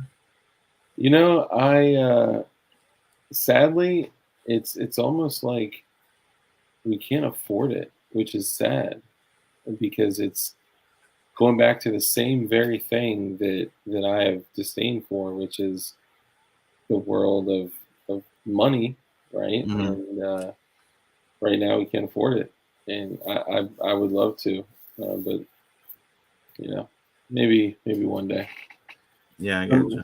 Somebody earlier was like, "Damn, Dark, you're old. I didn't realize you were that old. I thought you were way younger." I'm like, "Oh shit." I don't know. So maybe I'm young at heart, and I can still have some more babies later on. But Yeah. my Well, I don't think you're old until you're like what, rich and probably Jon Snow and me old. definitely Yeah. flying rich, right? We're Yeah. talking about. Flying rich. Yeah. Um, yeah. So regarding printing, though, do you have any plans to get like a second printer, or you just? Yeah, I've been kicking around getting another printer, Mhm. and probably just something like a Ender 3, either Ender 3 Pro or Ender 3 V2 or something like that. Yeah. In fact, I don't even really know the difference, so I'd have to kind of look into it. But One of the reasons I bought the printer I do have is because I wanted to be able to do kind of everything straight out the box and without going through a bunch of upgrades. And so it was cool. It had like a heated bed. It had the nozzle was all metal, the all metal hot end. It could go up to I think 280. So it could print a lot of the more exotic materials, nylon, ABS, polycarbonate blends. Not really pure polycarbonate, but blends. Yeah. And so, I kind of would want to do the same thing, although I could probably get one that's just basic and does like PLA plus, because I mean, most of the stuff I end up printing is PLA plus anyways. Yeah. It's actually interesting. I showed you, the thing I started first was this thing, right? Yeah. And I knew that it was going underneath a suppressor, and suppressors get hot. So I was like, yeah, I don't think I can build this in PLA. I need something that's a little bit, higher temperature. So I figured like straight from the get-go, it had to be nylon or some other higher temp material. And that was one of the decisions that made me select the printer I had, because it was capable of doing nylon straight out the box. But yeah, another printer just so I can get stuff going faster, squeeze out more stuff. That's definitely a plan. And I don't think I've even talked about like my real like long-term plans yet. So Yeah. you guys know I've done the FFL thing, but like what I really kind of want to do is I want to build like a place where you can go, okay, and you can build guns there. Right now, a lot of people be like, okay, well, why would I go there to build guns when I can build guns at home? Well, for one thing, it's a little bit different when you can sit across the table from other gun enthusiasts and pound, your pins in together. Yeah. But the other thing that would be really cool about it is, we get, let's say everybody orders stuff online, right? And there's this belief that, hey, we've got ghost guns and it's not on anybody's radar and blah, blah, blah. Except, there's a log from UPS or, the US Postal System, and there's credit card entries and all that stuff. So your ghost gun's not really a ghost gun because they know you ordered a slide from MDX Arms, and they know you ordered, your Polymer 80 from wherever, and blah, blah, blah. So what I would like to do is create a place where you can go in and you can go pay cash if you want to, and you say, hey, I want this and I want that, and you get whatever your stuff from PSA or MDX Arms or JSD Supply or wherever, and you paid cash for it. So there's no credit card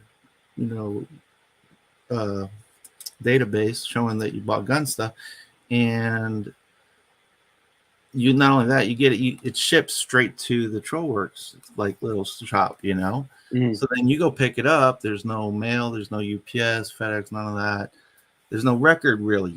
You get it from Trollworks. Once you pick it up, it gets deleted from the database. Done. Now it's a true ghost gun, right? I would love to be able to do that, and you get together with other enthusiasts, and now you're not just random guys on the internet talking across multiple states. You're actually like enthusiasts within your own hometown, building your network, creating that support grid that we're talking about in case shit goes bad, right? Oh yeah. So that's like my real dream is to have one of those and like open one in every city across America, every decent sized city where it becomes as common of a name as like a Starbucks or a McDonald's or something. Hey, let's go to Trollworks this Saturday and build an arc, Yeah, dude, that'd be awesome. If you're doing it would it be separate from the FFL or would it be tied into that? So that's a very interesting question. I think some of the laws would probably have to change to see that become a reality, Yeah. So I mean, yeah, you could go to like a place like a Trollworks and order all that stuff. Because if you're ordering 80% kits, like there's no requirement to do a background check. I got it. But one of the other things that the Trollworks would provide would be like, 3D printers and ghost gunners and stuff like that. If it's done there, obviously you would have to have an FFL and a serial number, right? But if you do, 80% of it and then you take it home and you finish off the last 20%, then it's like any other 80% right now. But of course, we know in the future it's going to be it's going to be mandated to have a serial number. So Mm-hmm. there might be some laws that would have to change for that dream to become a reality, and who knows, maybe with midterms and a change in, who controls Congress and maybe even the presidency, it might become a reality. I usually don't get freedoms back after they're taken away from you, but you can hope. You can talk to your senator, your congressman, your house rep, whatever, and demand that back. Occasionally, laws will be nullified. They'll change it and they'll take those back. And if there's enough demand for it, they, guys that are trying to be reelected will be more responsive to to their constituents. So it doesn't hurt to get on the phone or write a letter to your congressman. It might not help, but it definitely doesn't hurt. Mm-hmm. Yeah, that's one thing I've never done. Even though I stand in front of all these people and say that I wouldn't say I'm an activist or anything, but I'm definitely a proliferator of the signal, and I support in every way everyone to be able to have the ability to build items for self-preservation, whether it's printing or 80s. We got in a big little back and forth last night on Instagram. We were so I print shit was building his first 80, and I saw that. You saw that? Yeah. Yeah. So we were talking. I didn't know that was his first 80, man. Yeah, that was his first one. And he knocked it out at about the same speed that I did. Now, granted, I was fucking around like throughout the whole thing, not really focused and whatever. But it was cool. But we had the conversation of like, they're like, oh, Dark's not a printer, man. His shit's not even running right now. And I'm like, yeah, but like 80s are where it's at, man. Like my 80's not gonna melt. My 80's not gonna, go down on a hot summer day, like, and we're just kind of busting chops. But I mean, I see the value in anything and everything that can help someone, build items for self-defense or self-preservation for sure. Yeah. So I don't think you should have to get a background check or be on anybody's list. I mean, the idea of the founding fathers with the Second Amendment, it wasn't about hunting, it wasn't about sport shooting. It was about protecting yourself from all enemies, right, foreign and domestic. And the biggest thing was protecting yourself from the government, a tyrannical government, which they had just kind of fought off the British tyrannical government. So the belief that you should be able to have a musket or a rifle on your house and not have to register it, not have to declare it, that's fucking nobody's business. I still believe that's the case. And not only that, I believe that there needs to be parity between the people and the government, right? If there's not parity, if one of them's significantly stronger, they're going to bully the other one around, right? Yeah. So if you have a government that's scared of the people, right, you kind of have some anarchy. If you have if you have people afraid of the government, you've got some tyranny. But if you've got the people and the government having parity and mutual respect, well, now you've got liberty. Yeah, I agree. There was a very wise man that stated that. Wasn't that Jefferson? Maybe he said something along those lines. When the people fear the government, and when the government fear the people, kind of thing. Yeah, good shit, man. So you mentioned you're gonna do. Hold on, which Mac? What did you say? What's that? The firearms? Which Mac did you say you were gonna do? I'm gonna do. Well, the next one I'm doing is the King Cobra. Oh, that's right, the King Cobra. And then, so I got to finish the Arc. I got to finish the King Cobra. I've already started printing that one. I've got all the parts I need for it. I just need to finish printing it. And that's a homemade bolt. That's a homemade bolt. Like that's no gun parts for that one. Yeah, exactly. I've got that right here. That's the one that Mr. Snow ran. The makers match, right? Just be careful holding it up. Yeah, I've got it all right here. So I've got the 3D parts, and I've got like the bolt and stuff. And you can tell it's kind of like nice. That's awesome. Welded, I guess in someone's garage or basement or something. Oh yeah. But all the parts, the spring and stuff. So I just need to finish like about half of the 3D printed parts still, and then I'll have like a green and purple Joker themed King Cobra, and then I want to do the FGC Mark II Mark 9, FGC 9 Mark II, and that will be the last big 3D print thing I do before I switch over to mostly metal for a while. Nice. Just so I can get used to the Ghost Gunners, and I got a box full of 380 and AR-1580s that I want to finish off. Nice. How's the quality of the bolt? I mean, I don't know. It seemed quite honestly, I think it was machine quality. Let me see. Can you guys see this? So I think it was machine fairly quality. The welds, I'm no welding expert, but they got some spot welds right there. And then you can see some of the weld lines right there. Yeah. So I haven't put it together. I don't really know, but I'm hoping it's going to be good to go.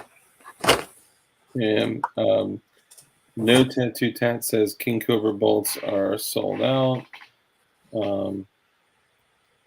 Cooper.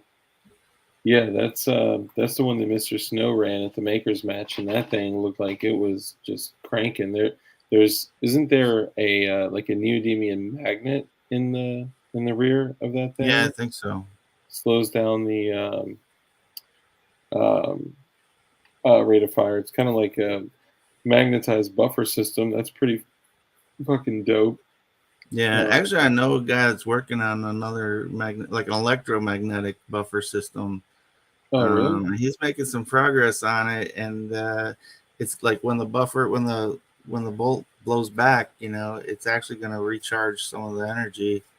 He's got a pretty cool design. He's got a prototype he's working on a patent for it too. So that's got to be Suckboy. I'm sorry. That's got to be Suckboy. No, it's different. No, it's a different guy that's working on it. But okay. Yeah, he has done some neat stuff in the past. More of an artist than a creator, but I'm excited to see what he comes up with, and hopefully I'll get to beta test that too. So yeah, have you seen a lot of the shit that 3D Arms has been working on? I've seen some of that. Yeah, looks pretty neat, man. Yeah, he's a brilliant. Him and Invader Zip, they're just like special, man. The way that they look at things and solutions, and just hearing them talk. Like he came on, we were talking about his new project, and I'll only say this because he's already said it publicly. So he's like, hey, if somebody else contributes to it, shit, I'm not going to be mad at that. But he was like, his new gun is going to be very like cyberpunk, like future, like just crazy Halo shit. And he was like, I want a magazine counter, an accurate magazine counter on the firearm. And they were talking about different methods of doing that, to the point where, like, let's say it's set at 30, you throw in a 30 round mag, you dump, 12 rounds, pull it out, put it back in, and it says 18 or 18, 12. Yeah. And or you take out a mag, put in a 10 rounder, it says 10, dump 5 rounds, take it out, put the other one in, it says 18, and just kind of discussing different ways of doing that. And it was cool as shit. Somebody makes one of those for Glock. Have you seen that? Yeah, I saw that. There's like a counter, and it's RFID not RFID. I think it's NFC, with the magazine. So you have like a NFC chip in the base plate, I think, and then it knows like you put a 15 round mag in, 15 rounds, and then like based on the recoil, it counts down, and it sits right at the back where the slide back plate would sit. Yeah, I saw that. I'm surprised no one has integrated that with a 3D print like some of the Halo shit we see. Like we had Bulligan come. Don't give me any crazy ideas, man. Dude, that's where it's at, man. That's where the beautiful things happen. The first place I saw something like that was in the movie Aliens, man. Back in the mid '80s. That was awesome. And when we saw that, and like Ripley sitting there, and there was like things damn counting down. You're like, that's awesome. I need that. Yeah. And here we are, like 30 years later, we still don't have it. Dude, it's crazy. It's and I mean, we're not too far away. I mean, the kind of things that I forgot the exact terminology they were using, but I mean, they're talking about things that exist today that they can use like right now and keep it mad cheap for the end user to be able to just go pick up like a God, I can't remember the terms they were using, but pretty inexpensive shit to be able to throw in a rifle to have like some super high level, like we're just looking at the arc alone is like, okay, this dude is not just a developer, he is a fucking engineer, smart as shit. Even like the placement of the trigger, he thought about everything, and I give it to him. Yeah.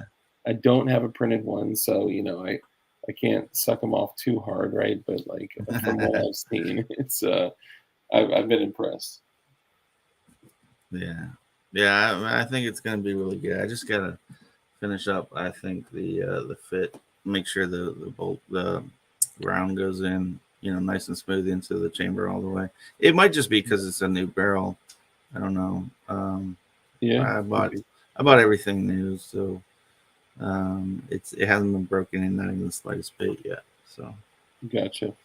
Now, what about the GG3s? What are you gonna start tackling with that shit? I got a box of 80s that I need to go through. I've got I think 6 AR-15 lowers, and I got. So while I was waiting for the GG3s to come in, I bought like everything. Right, I bought the lowers, I bought the jigs, I bought everything I could get my hands on, and I've got like I've got an AK-47 lower I need to mill out. Nice. I got the AR-15s, I got AR-308s. I think I've got some 1911. I think I have the jigs. I don't think I have the frames for them. But yeah, I mean, I want to be able to do everything it's supposed to do, So the new big thing is 0%, right? Like getting an aluminum block and milling out, half of a lower with that, and then the other half with another block. Yeah, that shit's genius. Yeah, I mean, I knew it was coming, man. I could tell they were going to work on it. Because everything that can be regulated eventually will be regulated when it comes to the gun community. Yeah. And the only way you're gonna be able to continue to build ghost guns in your home is with 80% stuff, right? And I think that's where the future of our hobby lies, is that you can go out and you can buy stuff at, let's say, Home Depot or Lowe's and turn it into a gun, because how are you gonna regulate a pipe and a block of aluminum, stuff like that? So yeah, I mean, it's almost impossible. On a stream the other day, I was jokingly saying well, Home Depot is going to have to get their SOT, their FFL for selling, pipe and blocks of aluminum. And I was like, shit, who knows? They, I don't know. There was a time where you used to be able to go to the hardware store, pick up a screwdriver, pick up a hammer and nails, and buy trinitrile toluene, and you'd be like, "It's for my dad. We need TNT to, build a lake, right?" And they said, "Oh, that's Bob's son. Go ahead and sell it to him," And now, and then it went to, well, what are you using it for? Are you really using it? But let's call your dad and make sure. Then it went to, here's a sheet, here's an ID, you sign your shit. Then it went to you need a federal explosives license to be able to do this, even though it is legal federally. Check all of your local state regulations, rules, restrictions, and sanctions, guys, because I don't give advice. And if you take advice from me, you're stealing, as one of my good friends would say.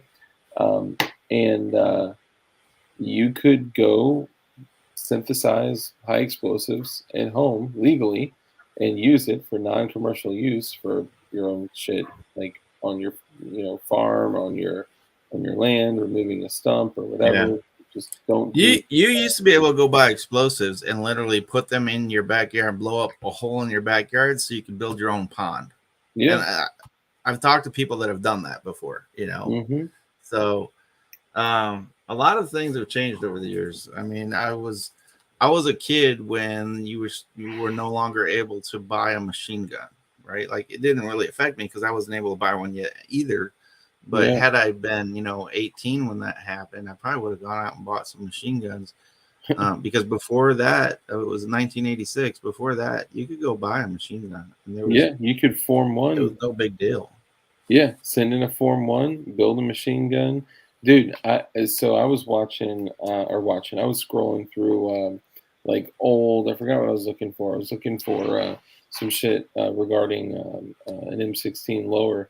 My buddy's got some machine guns and whatnot, and a couple of my friends do. And I came across these posts from like when the internet was like first created, okay?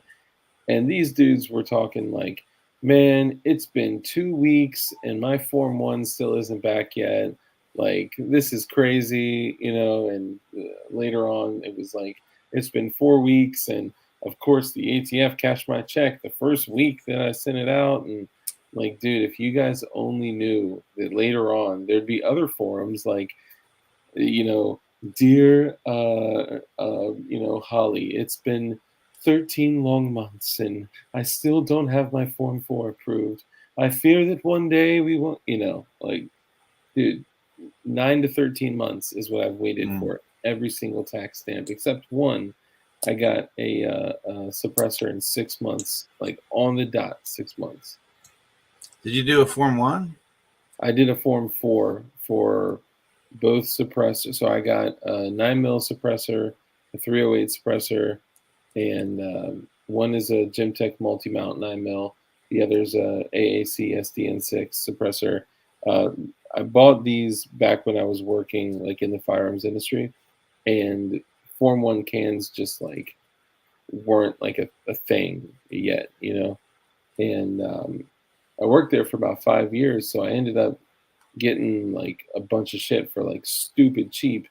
Like that AAC SDN6 308 suppressor is an all steel, fully welded and enclosed suppressor. It is badass. It's quick detach. It's awesome. And they go for like 1080, and I got it for $500. And I was like, man, I can't pass this up. So I got shit like that when there was like special employee deals, but Form 1 cans just like weren't a thing.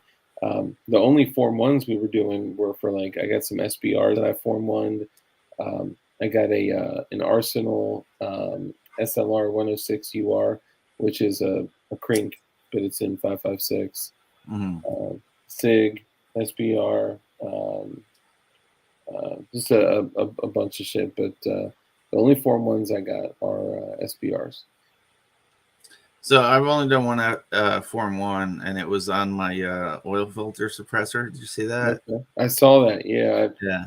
So I went past did that it just because I didn't know. The longest wait on that was I submitted the form, and they wanted to get I think it might be on trollworks.atf.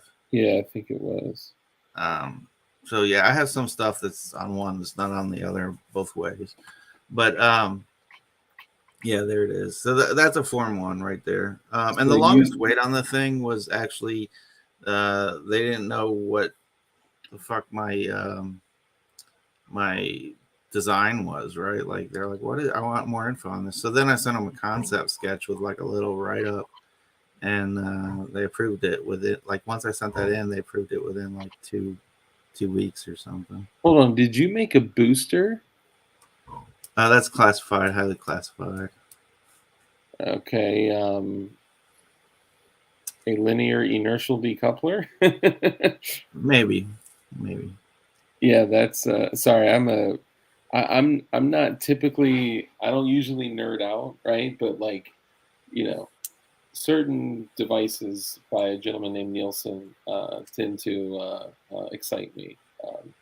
Because I mean, there was a time where, you know, pistol suppressors were just heavy ass mufflers that you screwed onto your barrel, and you put them on fixed barrel handguns, or you put them on like Berettas, and just like prayed that they didn't stall the Browning style uh, action. Yeah. Gerchop, why the fuck? Why do you keep saying the channel fell off, but you come spend 3 hours with us 3 times a week? I don't get it.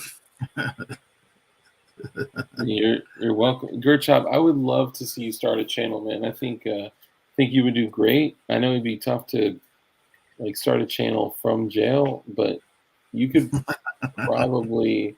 I think he actually may literally be in jail. Really? I don't know. Guys. Let's do a poll. If you think Gerchop is actively incarcerated right now, put a dick in chat, like a number 8, a bunch of equal signs, and like a capital D. Or if you think he's not, just smiley face. That's hilarious. If you do a dick and a smiley face, you're disqualified from the poll. I'm just fucking with you, Gerchop. But yeah, man, that's inventive shit right there. Yeah. So like one of the things I did on that is when I sent in the concept, I basically wrote a paragraph that said it's going to be a set of adapters that you could use to turn ordinary everyday household items into makeshift limited use suppressors, right? Yeah. And then I said it right on the thing. I said the steel adapters will bear all of the required information on by all the serial number shit, right? So yeah, I want to use the suppressor, great. I put it on, throw it out when I'm done. An oil filter. If I want to switch it to something else, in theory, I can do that too, because, in accordance with my write-up, my design, it's the adapters that are serial numbers. So, yeah, and that's what the other adapters that are out there. Somebody did boobs. That's impressive. That's impressive. Boobs again. That's good. Or maybe that's butt crack. That's a okay. But there are other models out there that are designed exactly the same. They're threaded in 1/2 by 28, and then the mount itself is what is serialized, and then the suppressor, that is the suppressor, and then any other disposable piece that you thread on to use with the can gets spun off and trashed after a while, or whatever. Yeah. I think the problem that they have with it now, which there's always been this gray area, like when they use cans with wipes. You remember that?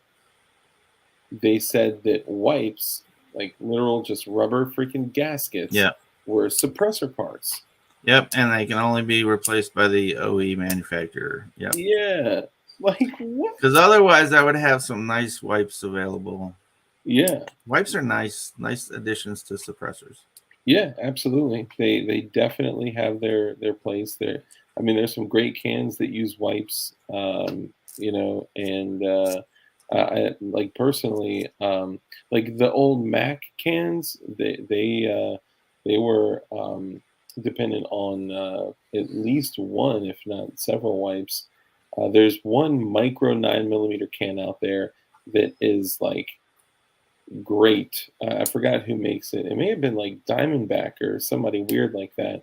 But they use wipes, and the shit is like 4 inches long. It's super quiet. So wipes are designed to be, like limited use, right? They're designed to be disposable, replaceable. And the interesting thing about our community is, if we are the manufacturers, right? Of course, you got to be a Form 1. You got to do Form 1, but then you're the manufacturer. Then you can make your own wipes and you can replace your own wipes, right? And they can be 3D printed if you're using those flexible materials. And I don't think anybody's really caught on to that yet. But that's like another to-do list that I've got, Yeah. Well, now they're basically denying every single Form 1 can that comes across. And Really? Did you hear about all that shit? No, not really. What's the latest with that? Basically, they took, I think it was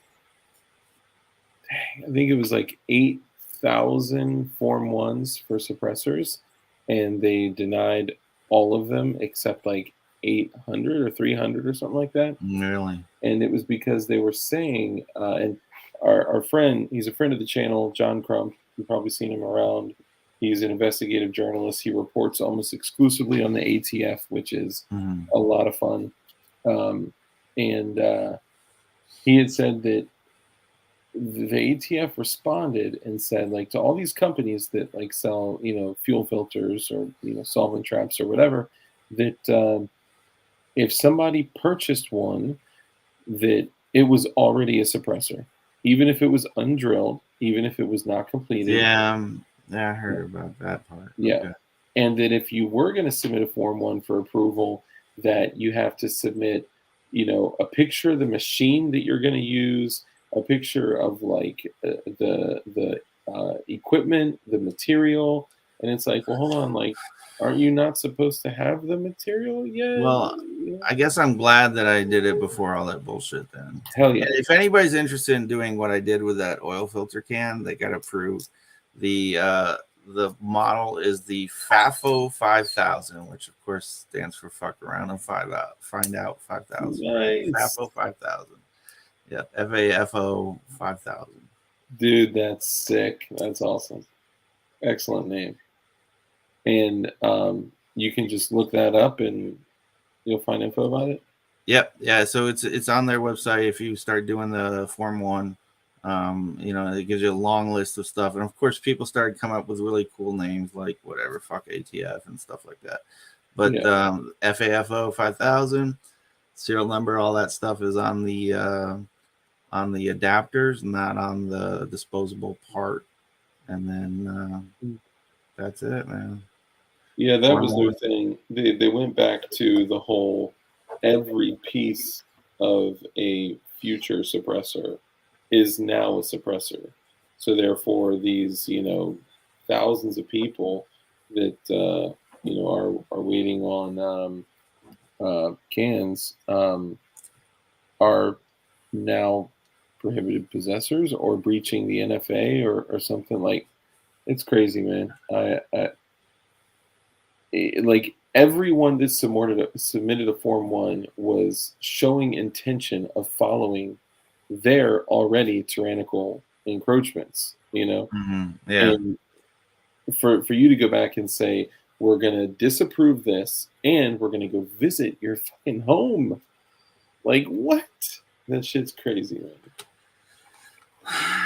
So, yeah, I mean, over time, governments get more tyrannical, right? And you lose your freedoms. And, the only way they win them back most of the time is through armed conflict, which is unfortunate.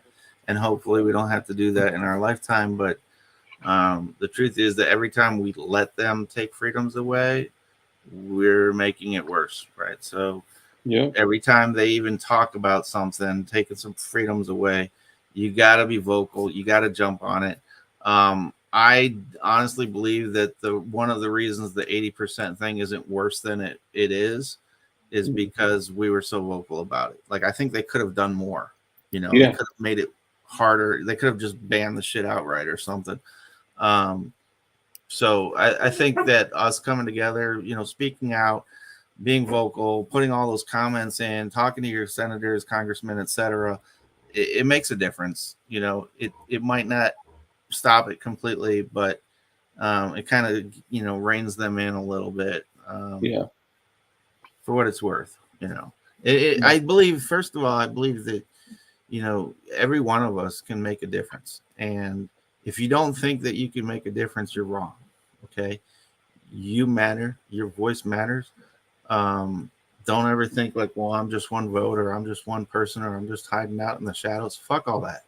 Okay. You can make a difference. You can change the world. We can do that together. You know, I believe that. So don't ever think that you can't. You can. Oh yeah, that's awesome. It's inspiring. It is, because I mean, it kind of feels like everything is getting torn down around us, and you're right. If we allow this shit to happen, then we're either making it worse for us or our children or grandchildren or whatever direction this goes. So you are right, my friend. So what's something that's really important to you that you want to achieve, like this year? It could be firearm related, it could be personal, it could be anything. Okay, so I mean, the biggest thing, I think the goal that I'm looking towards right now that kind of is holding everything else up is getting my FFL approved. So I submitted it on April 2nd. That means it's about, you know, they say it takes about 2 months. So in theory, the wait's almost halfway over. I'm really hoping, and I think they will approve it, because other than talking shit on the internet, I mean, there's nothing else that they can hold over in my head. You know, I'm a honorably discharged veteran.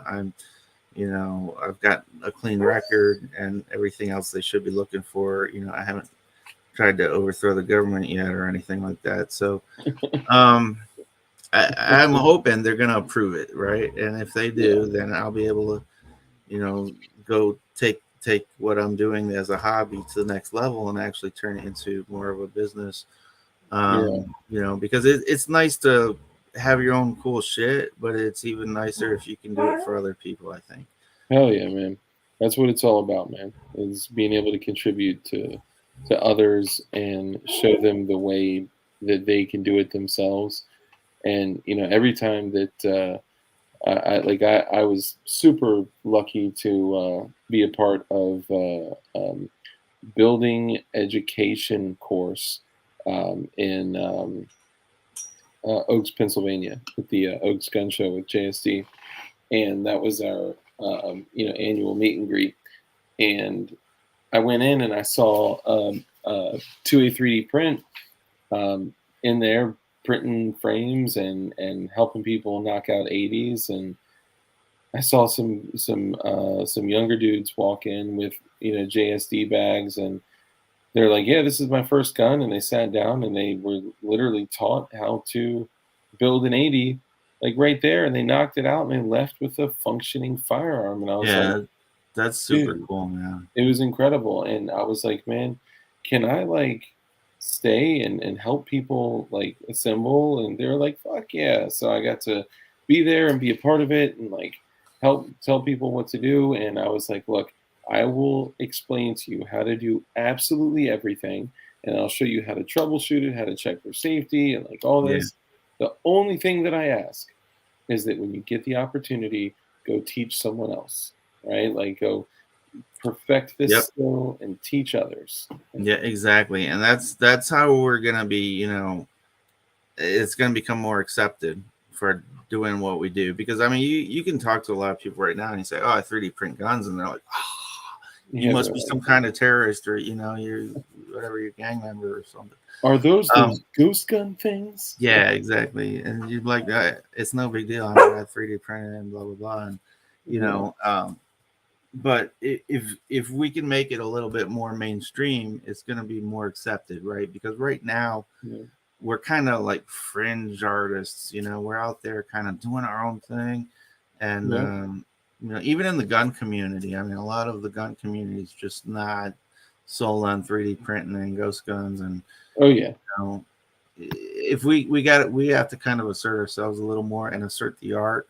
as a kind of normal thing that's not, we're not loco, right? It's cool, it's nice, and honestly, it is the fastest growing segment of the gun industry at large, is the 80% and home built guns. 3D printed guns really is probably the fastest growing. Totally agree. And I think there's a lot of people that are catching on to that. Even I think the big companies are starting to catch on, because I went into an academy the other day, man, and I just took a look at like what they had on the shelves, and I noticed a lot more color on their guns than there used to be. I mean, it used to be walked in and everything was either stainless steel or FDE or black. Done. Yeah. That's it. FDE, black, and stainless steel. And I went in this like maybe a week ago, and there's like purple and pink and blue and red, and I'm like, okay, so they might be kind of marketing towards some females or something, because they were kind of pastel colors, but I think they're getting it, man. Like, people like colors, Yeah. And we're kind of sick of FDE and black and stainless steel and stuff. So the big companies are taking notice, and they're gonna try to come out with all the different colors and stuff, because that's probably the thing that attracts a lot of people, a lot of gun owners to the 3D printed communities, because you can have a lot of different color combinations and stuff. Yeah, whatever color you want, whatever. And yeah, I mean, that the customization aspect of it is huge. I think what we'll see when like the day comes that like I think we've made big progress, and not even from the standpoint, because I agree, like, not only is it the fastest growing, but it's also the fastest, like, momentum technology wise, I guess. I think, I don't know if that makes sense. Yeah, no, it is. It's the fastest growing technology within the gun industry. Absolutely. Yeah, for sure.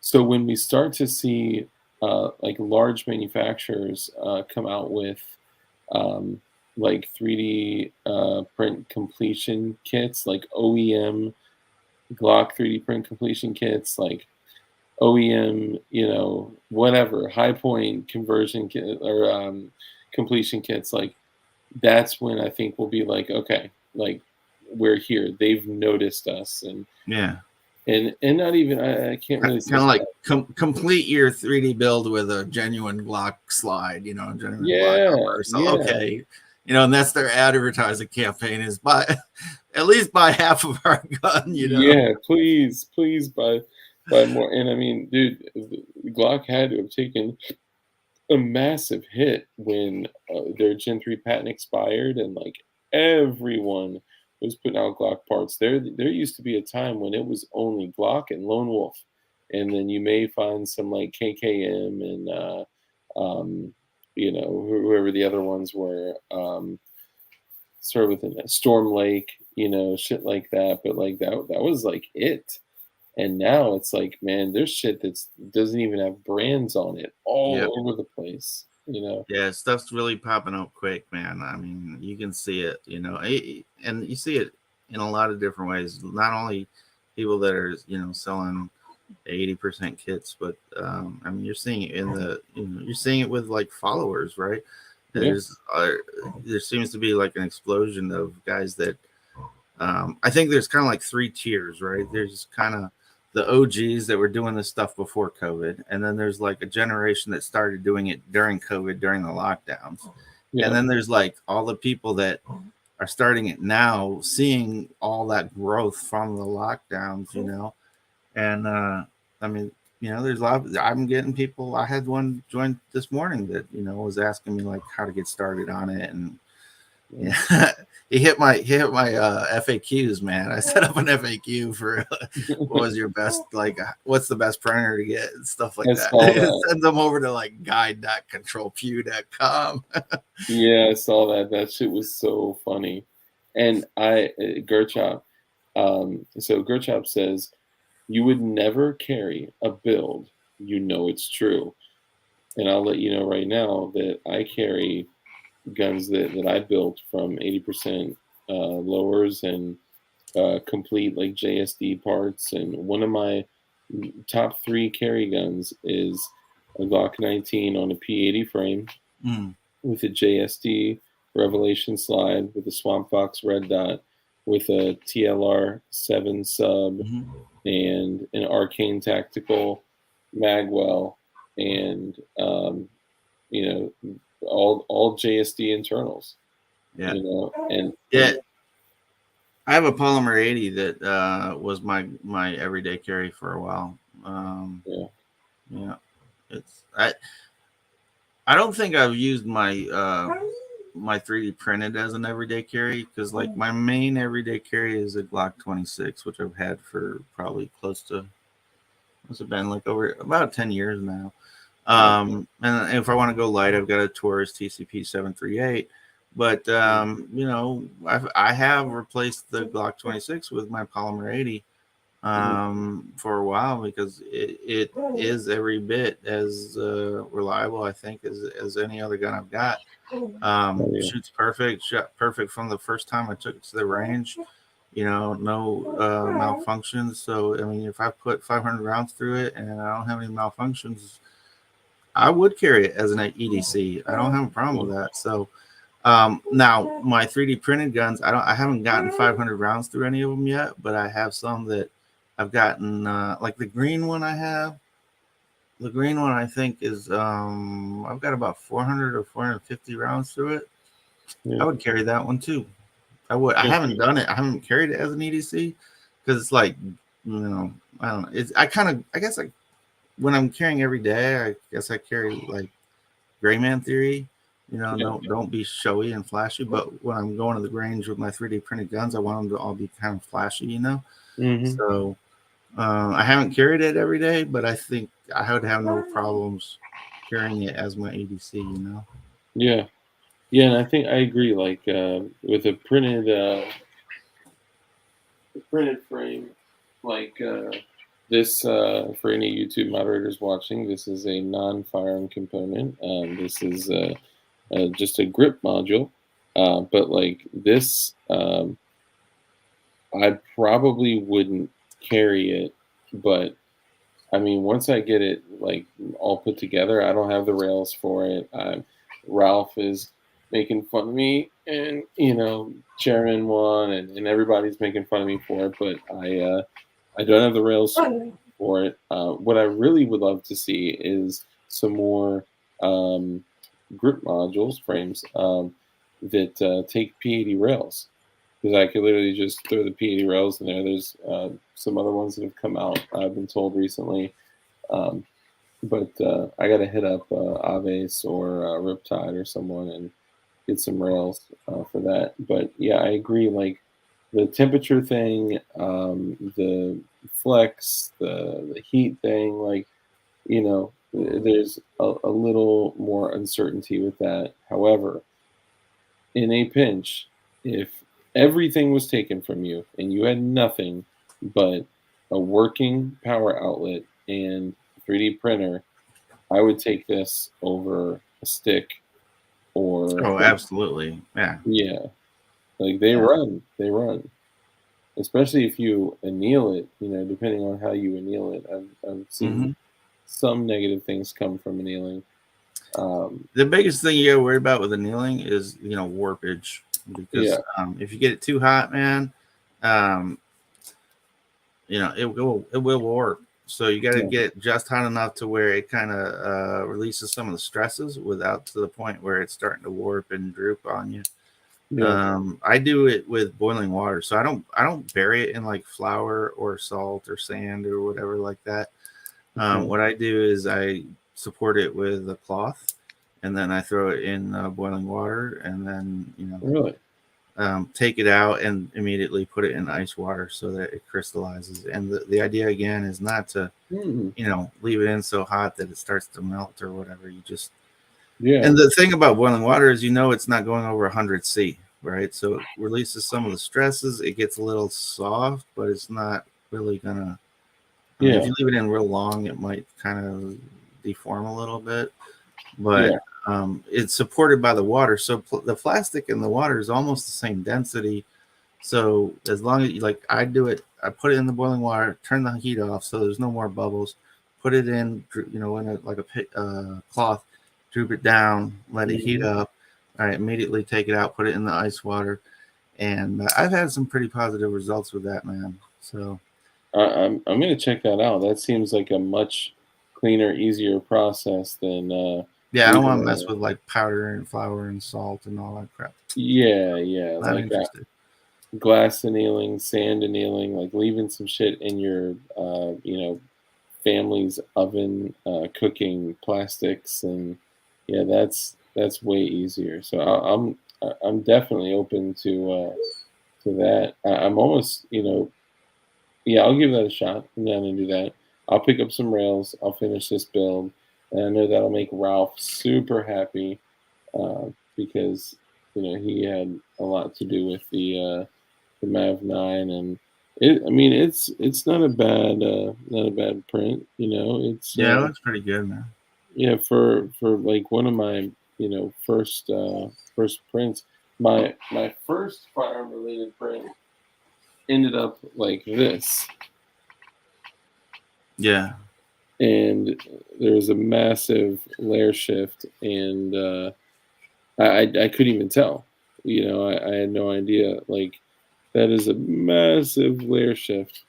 So yeah. So I think I'm gonna create like a new account just for like fucked up prints, that still work.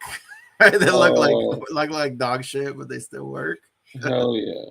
Yeah, I mean, shit, I still keep this fucking thing around. Like, I can't bring myself to get rid of it because it was my first print. Yeah. It's like the restaurant that has that first dollar hung up on the exactly, on man. the wall. Exactly. But all right, well, I know we're hitting the 2-hour mark. It's been awesome to have you on. I know we talked. Yeah, it was good conversation, man. I had fun talking today. Hell yeah! I got a polycarbonate one here. Oh, nice. This is the one you kind of see through. I don't know if you can't really see it in this image, but yeah, you can kind of see my finger there through it. Oh yeah, yep. Right. So this is gonna be a neat print, and I've got some ideas for this too. Not just as is, but I want to modify it a little bit, and if everything goes well, man, it's gonna be fire. What are you thinking? Well, it's translucent, right? Yeah. And it needs to be the file needs to be modified to put some stuff in there that will show through the translucent material. But it should be fire, man. I don't want to give it away too much because it's gonna when I do create it, it's gonna be good, man. But yeah, hell yeah, man. That's dope. Well, for before we tie it off with a bow and send everybody on their way, remind everybody who you are, what you do, and where they can find you. Yeah, absolutely, man. My name is Trollwerks. I'm most active on Instagram under the name Trollwerks, TROLLWERKS. I do have a second account on there, Trollwerks.atf, which is my main backup. My link tree is Trollwerks. So link tr.ee/Trollwerks with an E, Trollwerks with an E. And you'll see,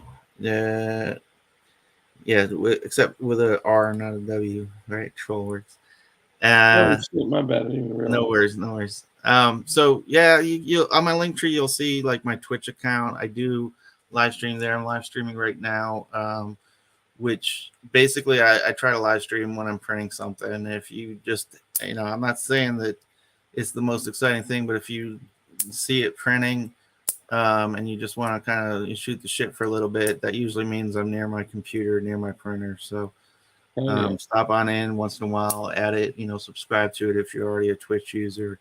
And when you see me go live, say hi, And then I've got other stuff I don't really use. I have a YouTube, I have a Facebook. I don't really use those much.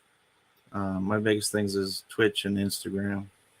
Man, you would do really well if you did some streams just like this, just kind of talking with the people, and Yeah, I might give it a try, man. I've always been kind of like gray man, not really, trying to be too out there, but yeah, Who knows? I might be a little more out there now. Who knows? I'll tell you, for a very long time, like I wasn't public about anything. I had no firearm pictures on social media. It just was not like, you know, I don't know. I kind of wanted to keep everything kind of like behind closed doors, and you know, I think when we're open about it and we showcase like, hey, we're just dudes, right? We're parents, we're fathers, we're brothers, we're good people, and we print guns and we build 80%ers, and I think that does do the whole community a justice. So you'd be doing the Lord's work. Sorry, I think I got like eaten up by mosquitoes, man. I'm like itching like a mofo. But dude, I appreciate you coming on. Hey, I enjoyed it, man. Thanks for having me. You know, I appreciate this. All right, well, good talking to you. We'll stay in touch, and you have a great night. Okay. Yeah, man, and I will. You can stick around if you'd like. It's just going to be about a minute. I always close out every live stream the same way. I tell all my people, rule number one is to be kind. It is the most inexpensive thing you can do with the highest, net return on your efforts. Live a life of care, compassion, contribution. Give to others. When you bless others, you'll be blessed. A hand that's open to give is open to receive. That's just the way the world works.